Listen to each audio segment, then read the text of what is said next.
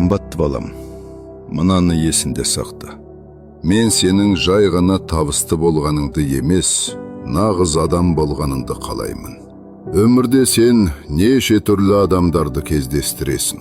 Олар адамның құндылығын ақшамен, затпен, немесе даңқпен өлшейтін болады. Бірақ бұл жай ғана елес. Бай болуға да, атақты болуға да, ақылды болуға да болады. Бірақ мұның бәрі бір күнде жоғалуы мүмкін. Бірақ жүрегіңде сақтағаныңды ешкім, ешқашан тартып ала алмайды. Адалдық, мейірім, әлсіздерге көмектесу, өзіңді де, өзгені де құрметтеу. Міне, бұл сенің шынайы байлығын. Бір күні табысқа апарар жеңіл жол мен дұрыс жолдың арасынан таңдау жасауға тура келсе, дұрыс жолды таңда.